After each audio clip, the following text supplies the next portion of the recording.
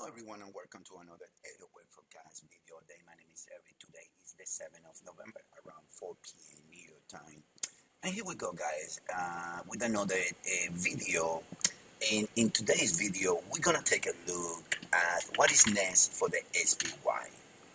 The year 2019 is been very choppy overall for the world markets. And it would be a very interesting 2020, we believe, to come. As everyone knows in Elliott Wave, all the followers know, in Elliott Wave Forecast, we've been forecasting extension higher across the market. And for the last few years, for example, since 2018, more than a year and a half ago, we made this blog in which we say world index, what will happen in 2020, 2022. At that moment, we say a constitutional crisis or something else. And the way that we do look at the market overall in Elliott Wave Forecast is that we always look at the market in the way that the worst events or fundamentals event always are anticipated by the technical aspect of the market. In this blog from early 2018, we mentioned the idea that the Nikkei is going to reach around this area by 2020.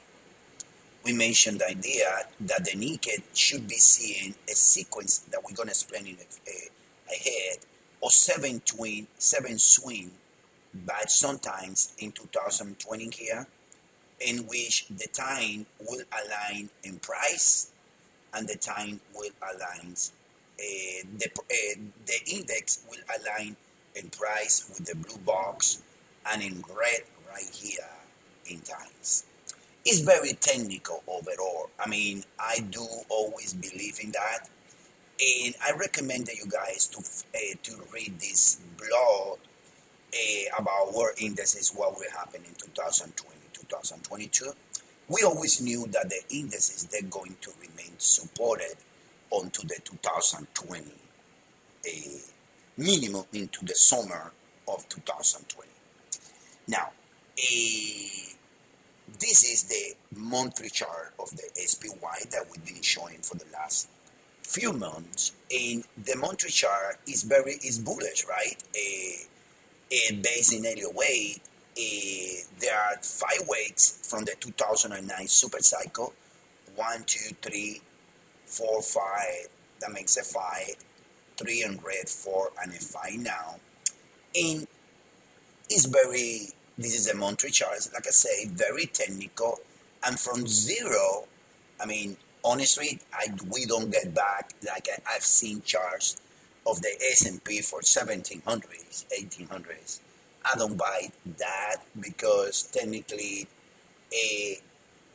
how comes something that it was created in the early, something that it was created in the 1900s,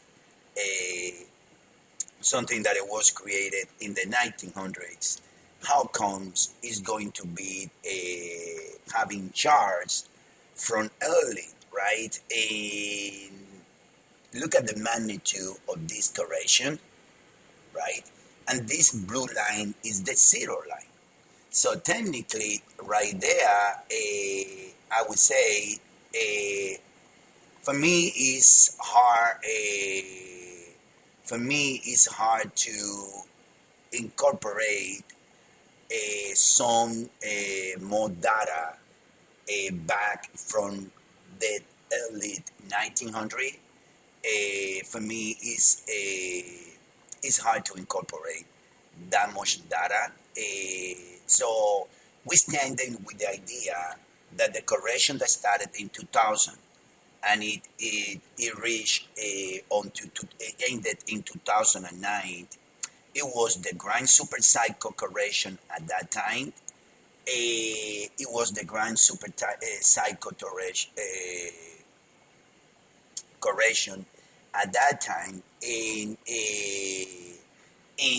that goes very well with the idea that around the late 1800s, something like from here started something that from here started, of course, I mean, you had to get back a lot of times. It was very slow onto around 1994 with the internet and other stuff that these things started to get some legs to the outside. Before was technically a very contracted price action, something like that, but nothing big. No question asked. Saying 1860, saying 1860 is the. It wasn't like it is right now. It was some variation. In 1926, there were only 90 stops, and it was on to around 1957 that really is what is called the S&P 500. So the previous data to the early 1900 was a derivation, but it's the biggest correction in the price action saying the early 1900 is this one right here. And I'm explaining all this to avoid confusion about charts that can be seen for the 1700s, and I don't think that that nothing bigger than this has taken place. So what am I saying that is to explain the point of view that this is a super cycle degree, that this is a grand super cycle degree, and that now this in black becomes another super cycle degree, and the whole move from zero onto current price is in the grand super cycle. So what is important now is where are we by 2020? And what is important to know is that this cycle from the super cycle degree, say 2009, it remains to be bullish. In that in Elliott Wave, over here, an advance, an impulsor band is created. 1, 2, 3, 4, 5 is when a wave 5 pass the peak of the first three legs or three legs. We in Elliott Wave Forecast, we have added a series of rules to the Elliott Wave theory, right? A series of rules to make the theory more reliable and to make it better. And to make it better. And technically, one of the rules that we have applied is that the wave fight, I mean, is have to develop momentum divergence with the wave 3. That's a very known rule. It's nothing that belong or created by us. But one thing that we have added is that if you look at it from 0 here up to 3, there are two sets of 5 waves. And if you look at it here from 1 to 2, there are two sets of 5 waves. So technically, from here up to here is the same price action from here up to here. What is the difference between an ABC, which is the downside, besides being a contra trend, and a 1, 2, 3 is only the extension of 3 related to 1 and 2. In other words, as of right now, the S&P is trading below the 1.618 extension that it comes here, right? At 319 is in the SPY here, the 1.618 between 2000 and 2009. It seems like at this stage the chances that we're gonna break above are tremendous. We've been in the series of posts explaining why it should happen, but I know that this peak in the wave 4 and the wave 3 right here, we are assuming that there is more outside and that the threshold right here of 319 in the SPY is gonna be taken. For us, it's gonna reach around 340, around 340, 372. Around here is the idea target. And by that time, it breaks 319, and consequently, the move from the all-time lows, it becomes a imports, and consequently it will do a 4 and a 5. Now, when and what can be the justification to create that dip? I'm going to explain to you guys here now the chart of the Nikkei. This is the Nikkei from 2009 again, and this is 2016. And the Nikkei, they're going to be equal, and these are no wave. These are swing sequence, something that we do internally. And we have 1, 2, 3 at that stage, 1, 2, 3 in red. It went technically to the perfect area right here, the perfect area right here, and the index kind of the index put back in 3.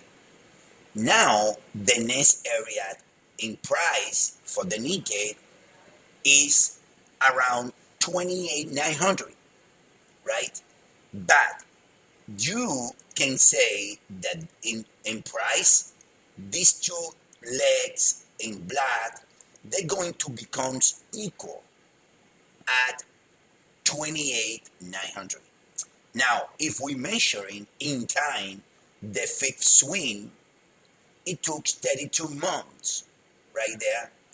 And if you measure from high to highs, if there was some sort of flat and the fifth swing ended over here a little bit early in January of 2018, this led right here in time, it took 23 months from the 4th to the 5th, and 23 months over here is exactly around November,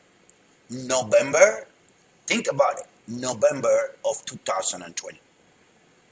Now, November of 2020, it will be an equal time in price, and I'm sorry, it will be a perfect hit will be over here. A perfect hit will be over here by November of 2020, 28,900 in the Nikkei. At that stage, this lead of 23 months right there, that lead of 23 months right there, this lead, it will be completely, it will be equal to this 23 months right here. And that's dangerous. That's dangerous. Also, if we're measuring the black degree over here,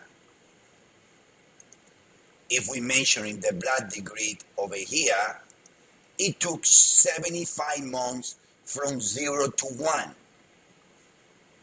If we go over here, 75 months, it will be around, sometimes around 2022, right here. But within that degree, the 618 is the first area in which you start to believe that usually ends either in times, either from the 618 here, I'm sorry, that it comes over here, and the 618 here is in August of 2020. So in this degree in the black, it's gonna get the 618 over here in August of 2020. And this degree in red, the equal legs will be at November of 2020. This doesn't mean that we need to peak exactly on November the 1st of 2020. What does that means is that when you see the Nikkei at equal legs around 28,900, it can be reached without a doubt by the summer of 2020. It can be delayed into November.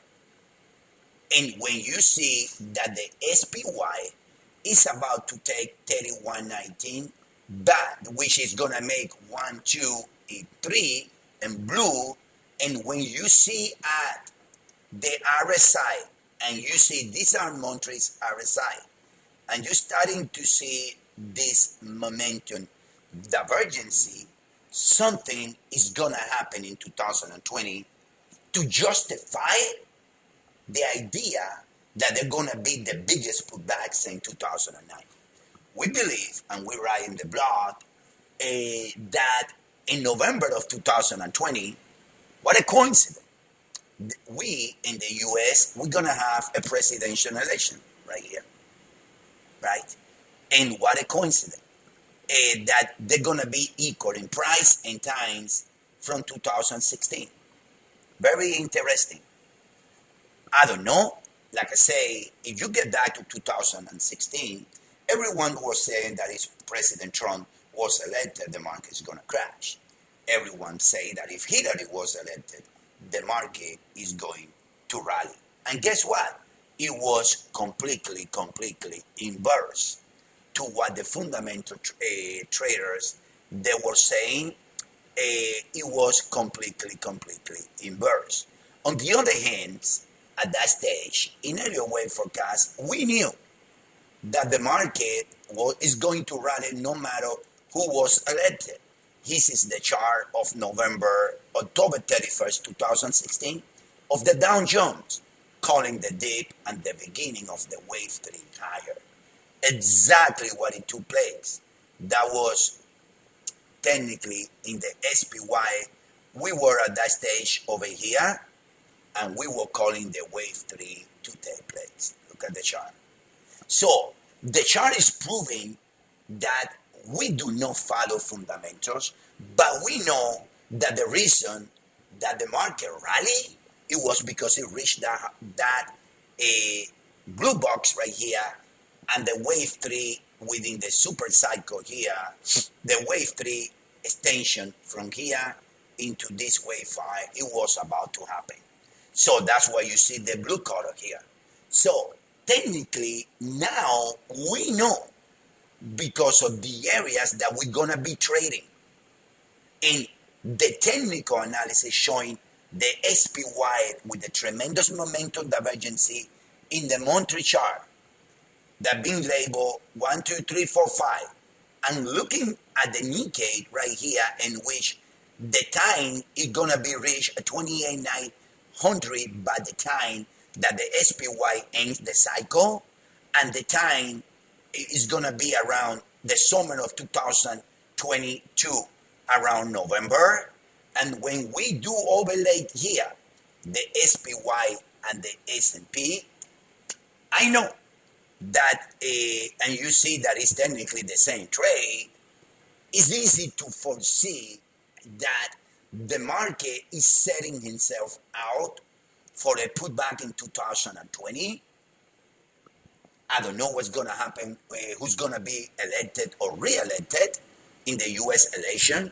I don't know where the impeachment process is going to take us, but the price action is into an alignment that say that something dramatic is going to take place, in that the market is going to put back and end the cycle from 2009.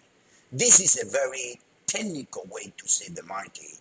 Nothing fundamental about it, just that we see the fundamental as an excuse for something that is going to happen. And what matters is looking ahead, not looking back. So we are ready. We've been calling extension in the market, as everybody knows, but we know that this cycle is reaching areas that it can create the biggest pullbacks in 2009. And this is how we see the market in Elliott Wave Forecast. This way, we relate the time with the price, and we relate over the 100 instruments in the single, and for the single analysis, and we find the path that makes more sense and least resistant. If you like the video, you can always get back to us and subscribe here for the 14-day free trial, no commitments. But I guarantee you that you're gonna get analysis like this in the regular basis. This is all for today. Soon, a very surprising video about how interesting the price action related to the presidential cycles are taking place in 2009. See you guys around. Thank you guys so